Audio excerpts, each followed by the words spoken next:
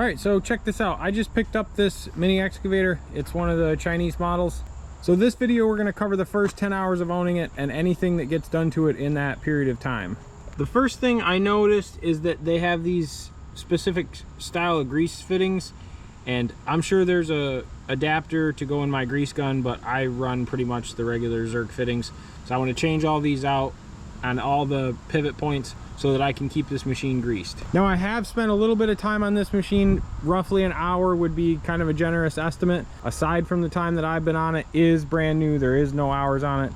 There's also no hour meter, so I'm going to put an hour meter on that so we can keep track of hours for service and how long we actually use this thing. So a brief overview of this machine. This is a 3,000 or 3,500 pound machine, I think. It's a 13 horse Briggs & Stratton gas engine, hydraulics, pilot controls, blade, 7-8 foot digging depth. It's a regular excavator that just has a gas engine in it. Now, right away, this is the first thing that I like about this machine. Parts for this machine you can source off Amazon. All these hydraulic cylinders. A gas engine of this size would cost roughly $800 from Harbor Freight. These drive motors can be sourced off Amazon. It has pilot controls, so there is no electronics to go bad on this thing. This machine does have electric start.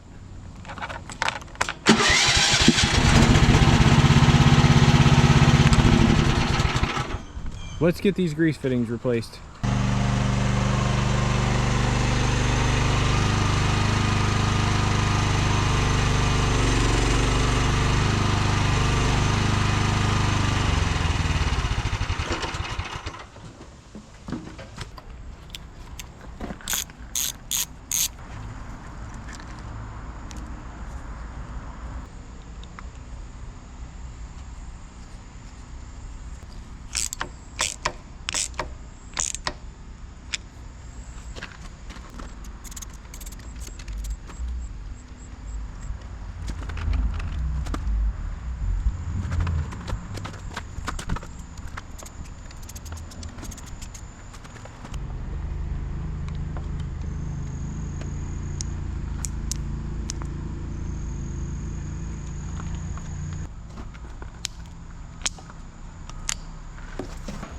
I noticed that these pins are kind of loose.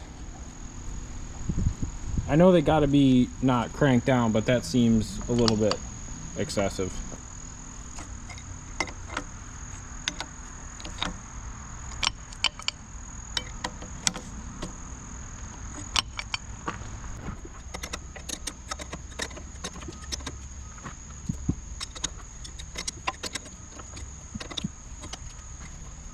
Definitely have to keep an eye on this one. It hasn't even caught the rubber lock part.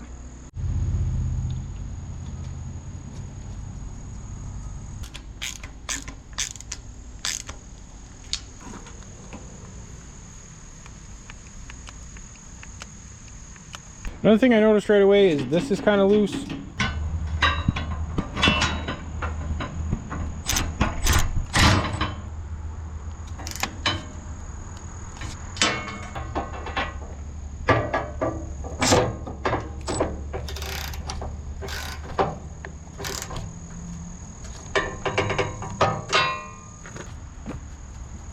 That's solid.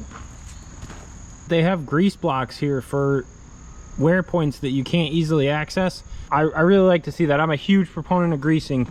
It's one of the highest paying jobs you can have, is running a grease gun. And it's always nice if you can wipe off the excess grease.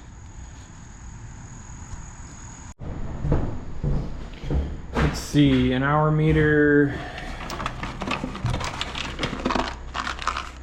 Brand new. Porting has never let me down.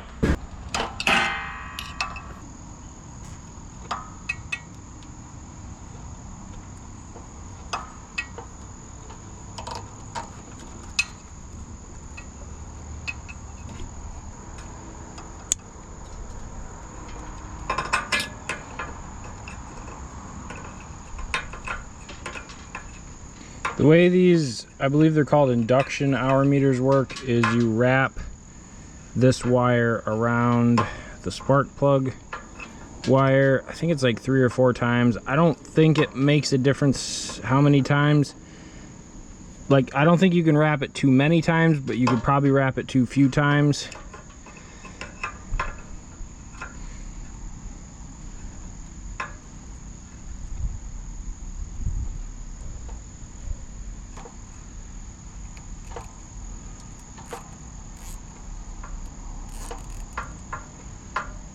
Then a zip tie just to hold them in place. Let's reinstall the spark plug wire.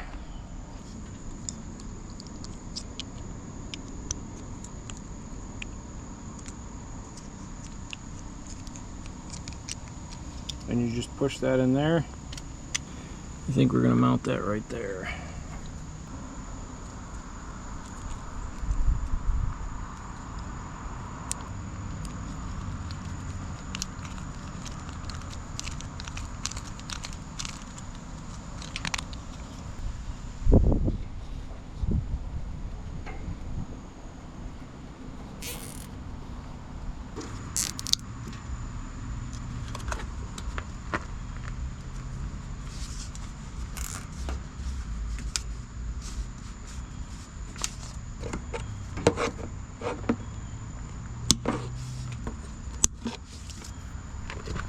And then with this extra wire, you can just snip that off.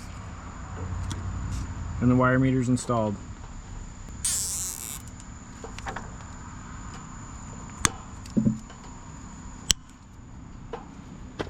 Some hour meters are run off 12 volts, so the second you turn the key on, the hour meter is running. These run off the induction and current flow through the spark plug. That's what's counting. So they only count when the motor is running. The hour meter is at 0. Probably have an hour of runtime on this because I got it home last night and I just was excited and wanted to play with it.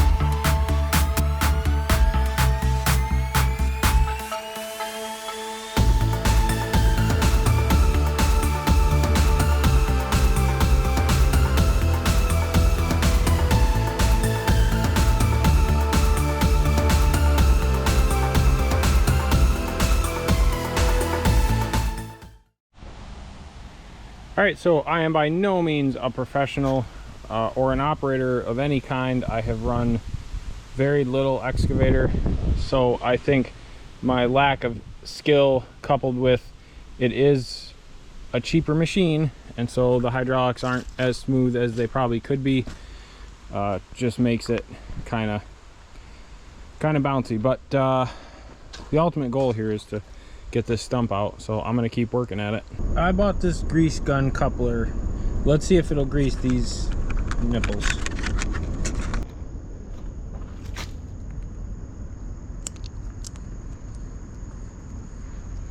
Yeah, that works good. All right.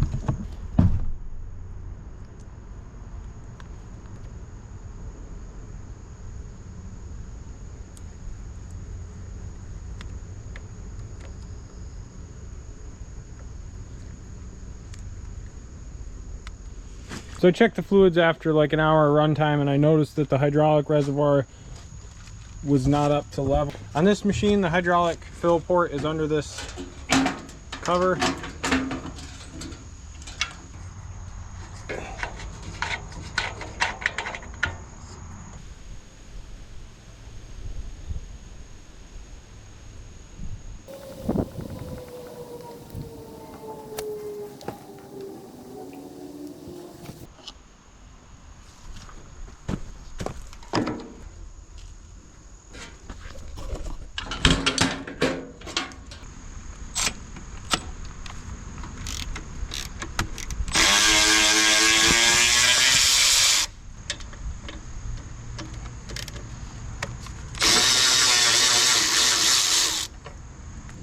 So this is very interesting. I was expecting to see a hydraulic track tensioner.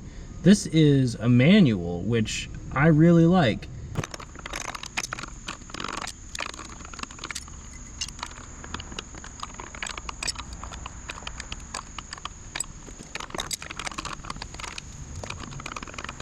I really like the fact that these tracks are manual tensioners. It may not be the most efficient for if you were using this every single day, but the fact that I don't have to worry about grease seals or any of that stuff blowing out, it's a bolt. I can remanufacture that if something ever happens.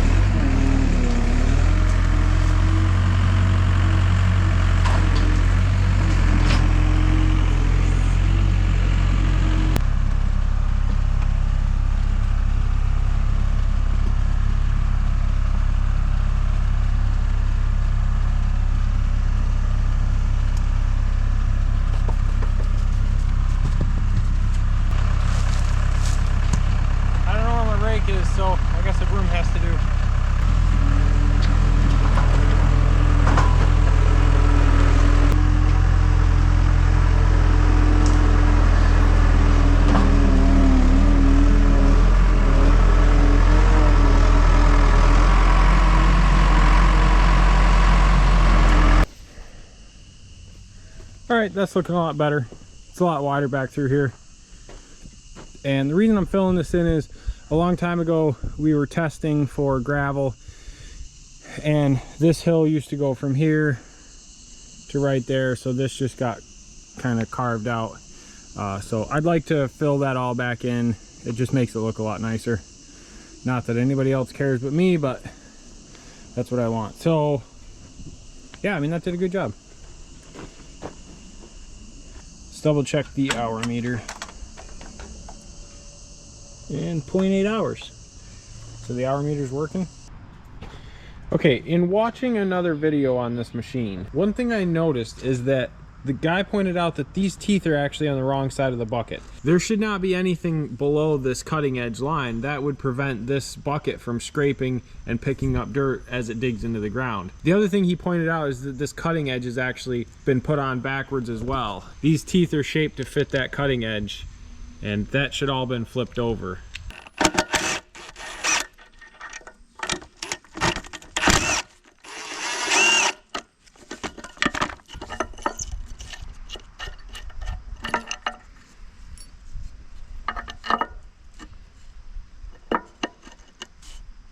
You know, I feel like this was probably designed to be like this, but I still don't think it's right.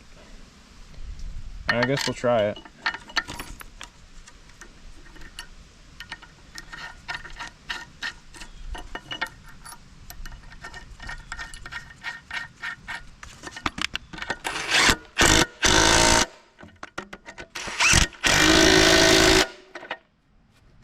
So here's the problem,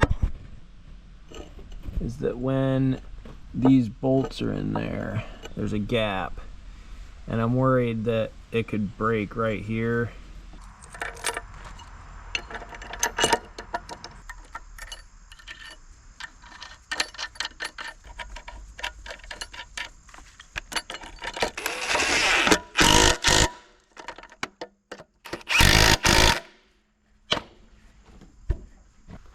All right, I mean, I guess that's better. Yeah, I think I'll switch them all like that.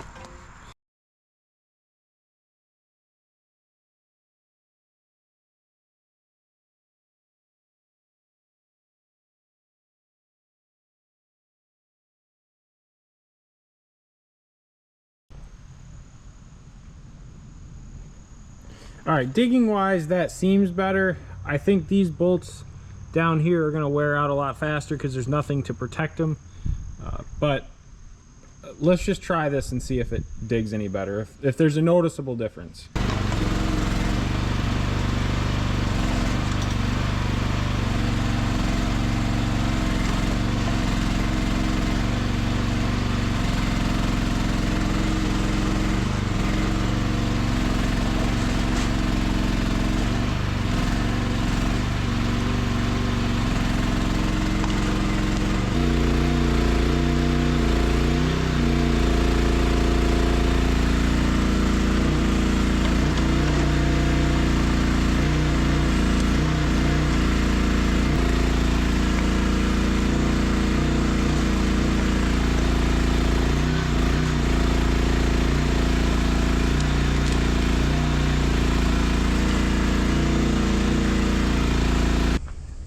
So my initial thoughts on flipping that around is it's hard to tell. Maybe somebody who operates every single day would be able to tell a difference. I'm not really sure that I can. The one thing I did notice is that with the teeth flipped around, it leaves the bottom of the trench a lot flatter and smoother, and I'll show you what I mean. So with the teeth the way they were before, you can tell where the teeth were is here and then right there. And I don't know if you could tell in that video in the hole I just dug, the bottom was a lot flatter, so maybe it gives it a better finish job when you're cleaning out the bottom of a hole.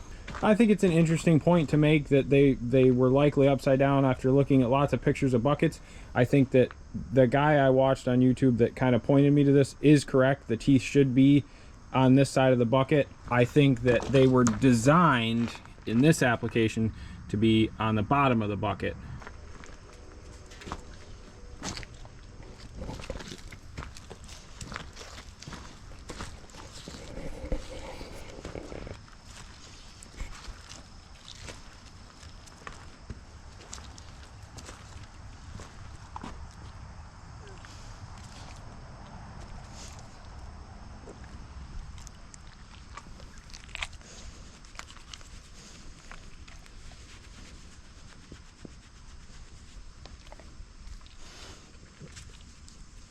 Good dog.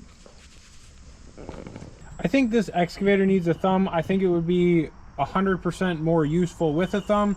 So let's put one on there. In order to do this project, I need my plasma cutter, which runs off air pressure. And since I don't have any power down here aside from generators, I use this gas powered air compressor. The gas tank on this is leaking, so I need to pull this out of here and fix that first.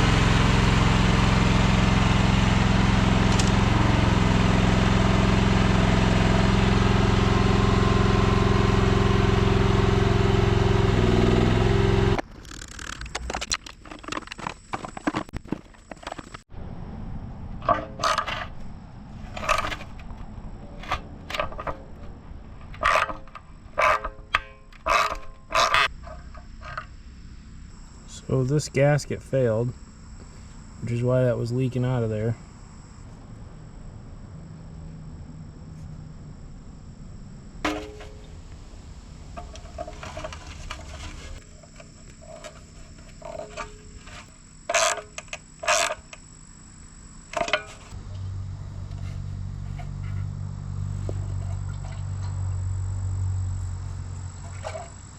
All right, I think that's fixed.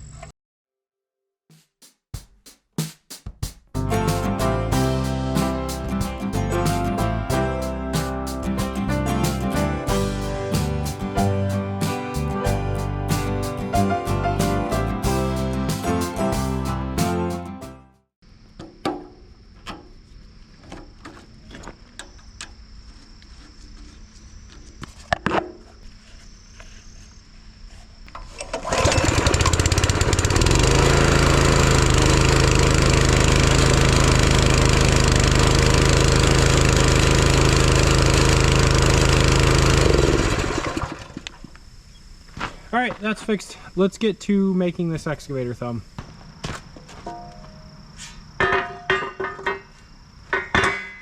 So the plan is to make a thumb for this machine. You can buy these thumbs for a couple $100, but with the leftover stuff I have laying around, I can pretty much make this for next to nothing. So let's get right to it. For purchasing a thumb, or in this case, building a thumb, this is what I have done in the past when I have installed excavator thumbs on customers' equipment. Measure from this pin to the edge of the bucket, which in this case gives us 18 inches. So my thumb will be 18 inches long from the center of these holes to the end of the thumb. So here's roughly what I came up with.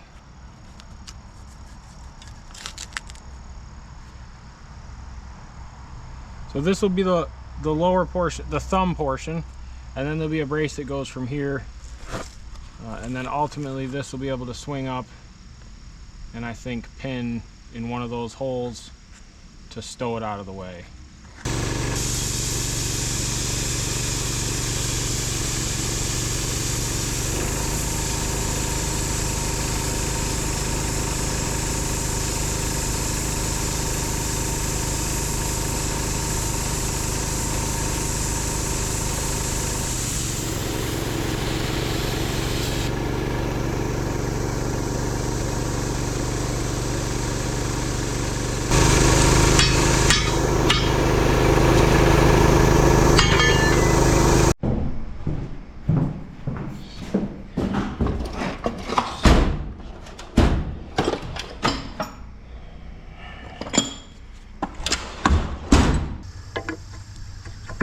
Check that out. Hoarding never let me down.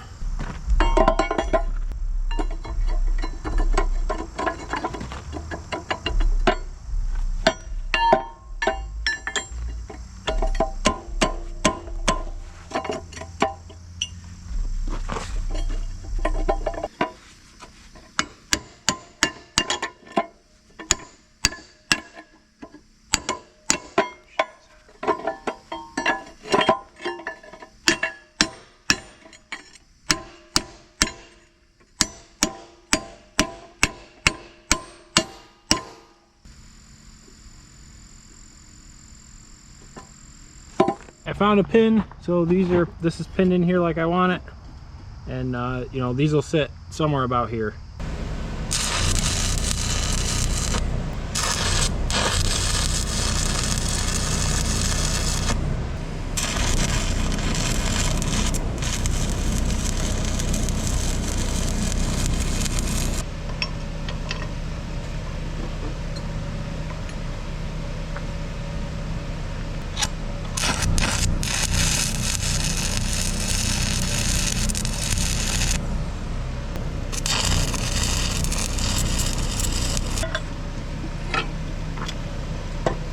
Okay, the reason that I built this first is so that when I want to store this thumb, I can take out this brace, put this up, and pin it.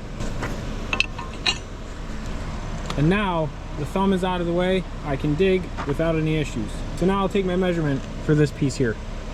And here it is, all mocked up. I got everything cut out, and now I'm going to tack this in place, and then I will take it all apart and weld out the parts that need to be welded.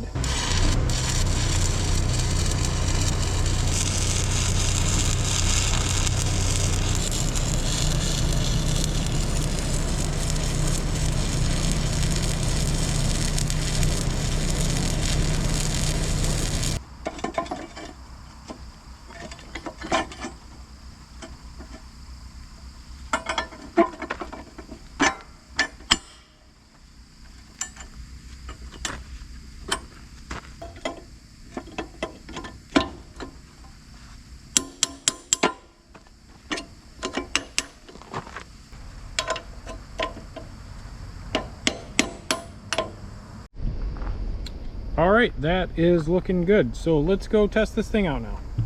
My buddy texted me and asked if I'd bring this machine over to his place, so let's go see what he's got going on.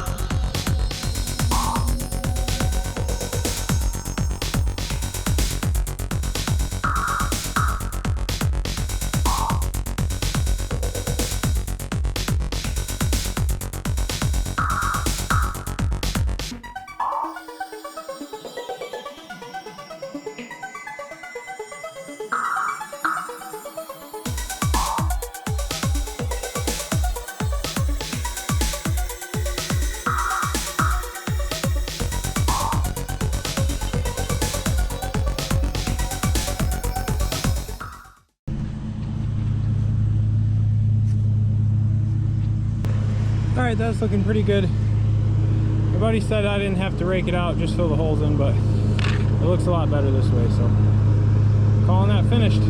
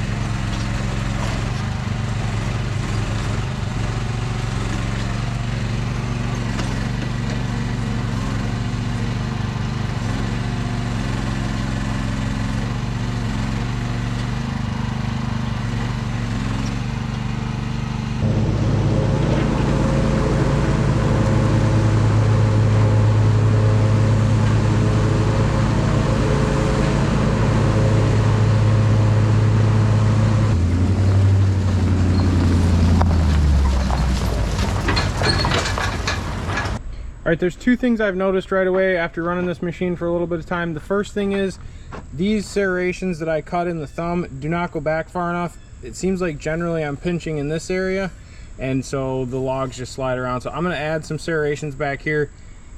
I'm also gonna make these a little bit deeper.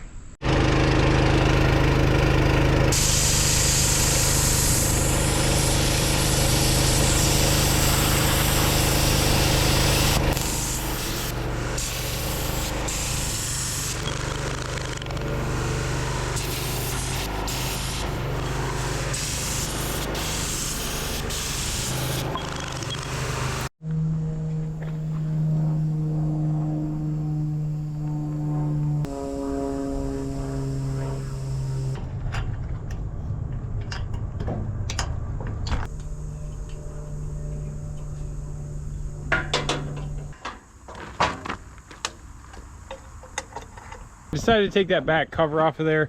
It just holds a lot of the heat in, and then it makes it kind of warm sitting on the thing. So I want to see if that helps let the heat out. It exposes the engine a little bit, but you should be careful enough to not back into like tree branches and stuff.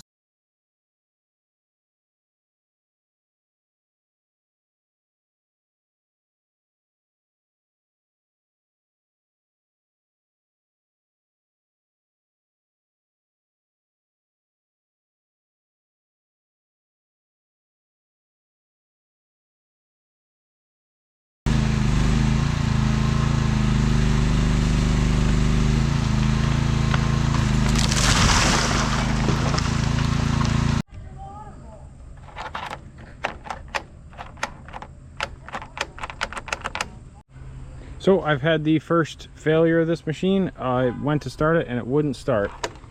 I have nothing on the key, so let's figure this out.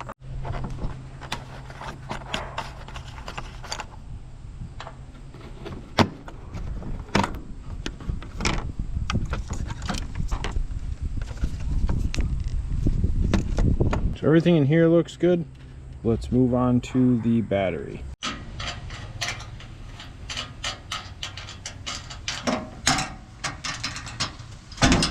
This does have pull start backup, I forgot to mention, which is nice because right now I could just go finish what I'm doing.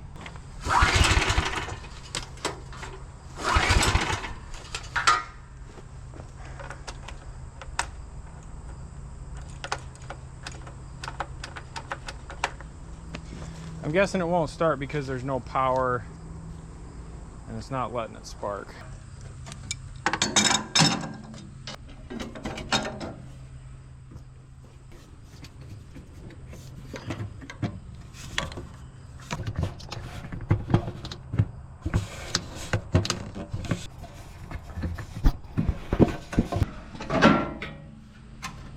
So that was a lot harder than it needed to be, and it's on these cheap plastic hinges. Like, those are gonna break immediately.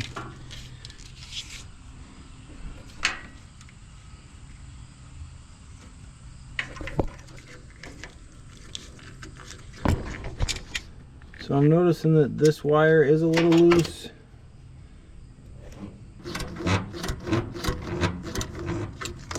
I still don't have anything.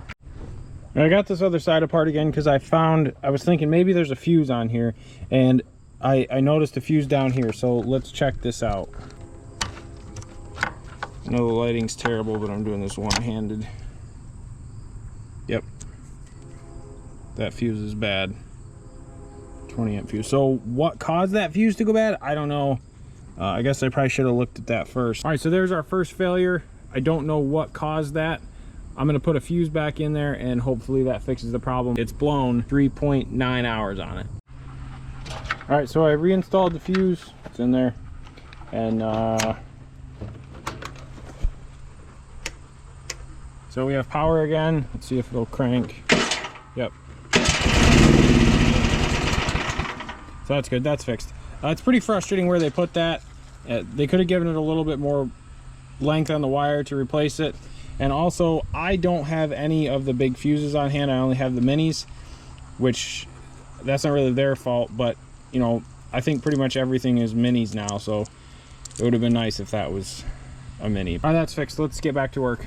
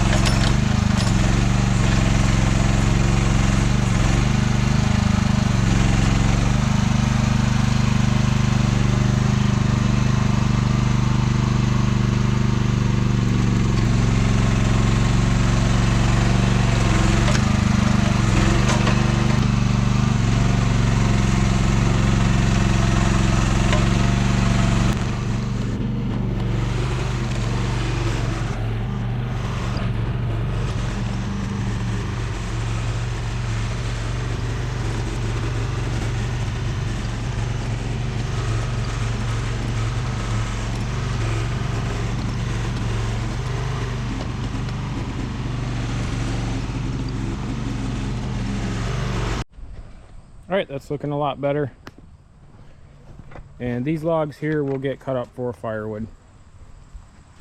Let's go do something else with this machine.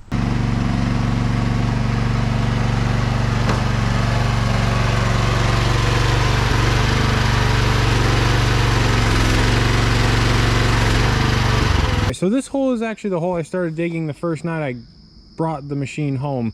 I got some old wood and stuff that I've just been kind of cleaning up. So my plan is to dig a hole, put it in the hole, burn it, and then bury the ashes basically. I think this would be a good test to see how this machine digs with a thumb, and let's see how deep we can go and how square we can make the hole. I'm not, you know, a professional, but I'll give it a shot and see. So let's get right to it.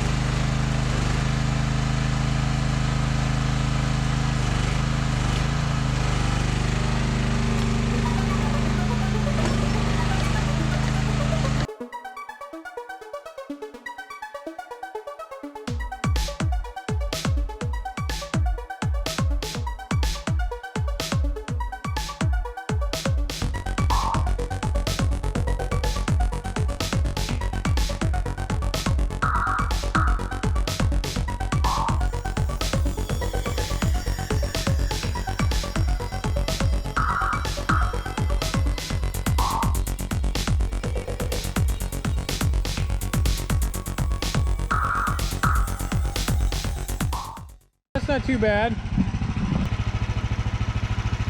hole's probably, I don't know, 4 feet deep right here. Pretty good. The other thing I'm noticing, the longer I run that, the better I'm getting on the machine, and so the smoother it's getting.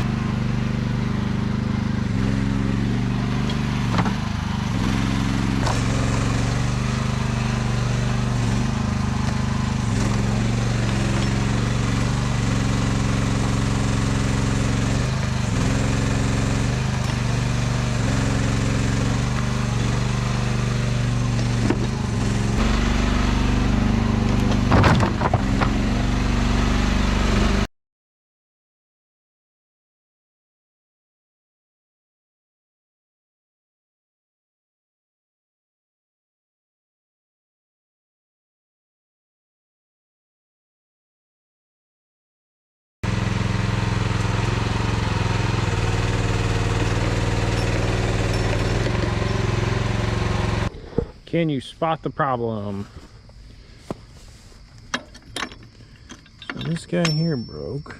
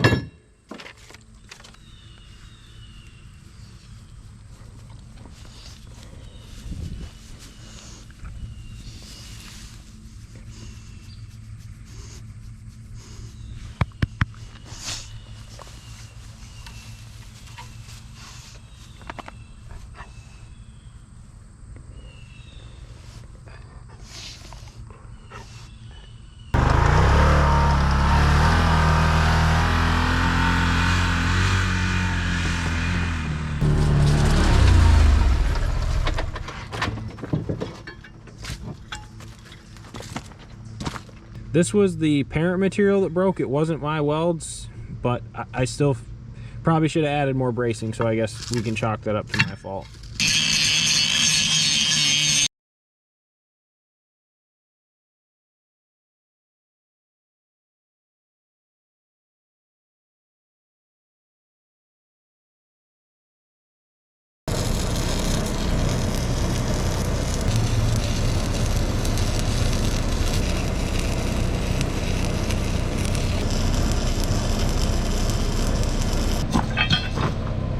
Alright, that's fixed.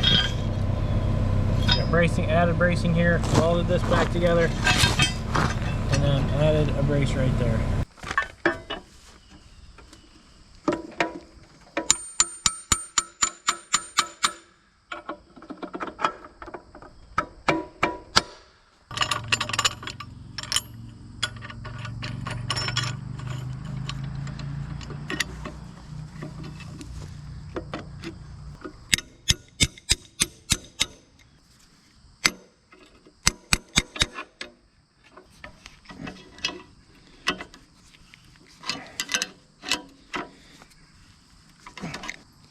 Walmart adjustable wrenches, not really great as a hammer. All right, that looks a lot better.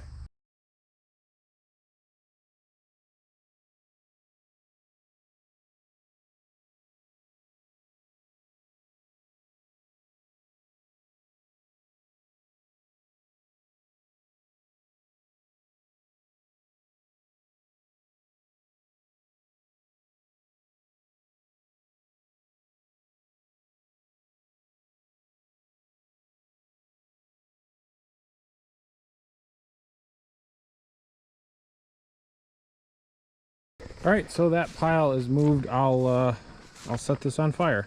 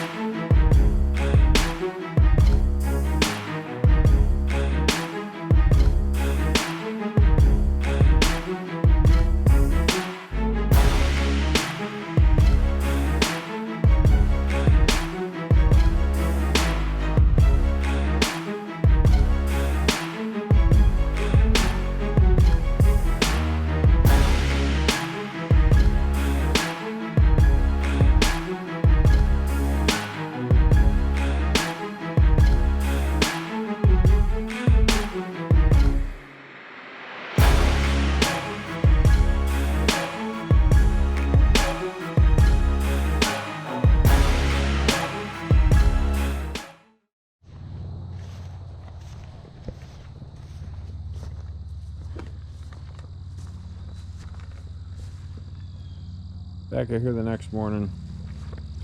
So that pile burned down pretty nicely. Alright, well, I think I'm going to end this video here. I have about 8.5 hours on it now, plus an hour that really didn't get on that hour meter because I played with it the night I brought it home. So my overall thoughts on this machine. Was it worth it? Yeah, 100%.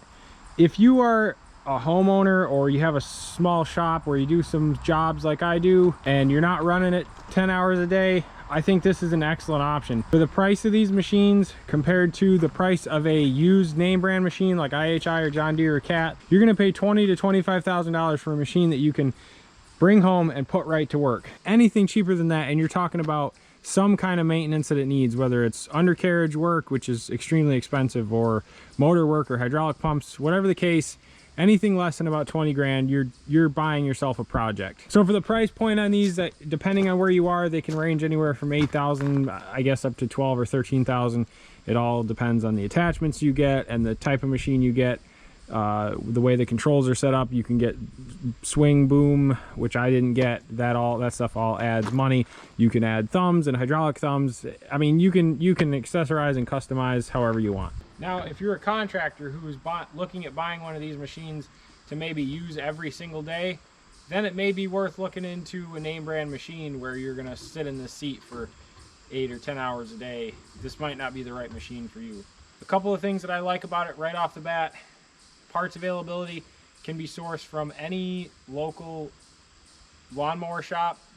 Anybody that sells Briggs & Stratton or Honda engines, you can get parts there. Hydraulic lines, of course, you can always have those made at your local hydraulic supplier, or Napa for me in this case. And as far as I'm aware, all the other parts on this machine can pretty much be sourced through Amazon.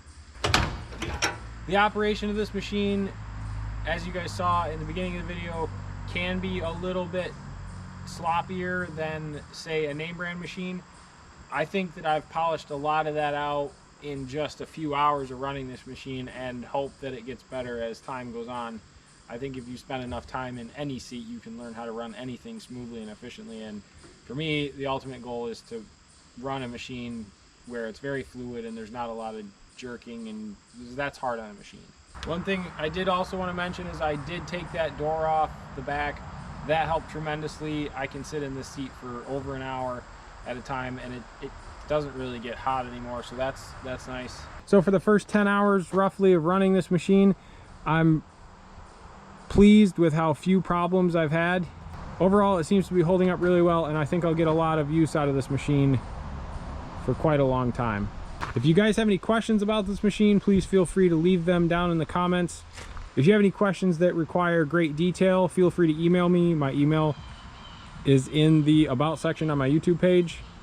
And as always, everybody, I appreciate you guys watching. If you watched to the end, I hope you guys enjoyed watching this video as much as I enjoyed making it.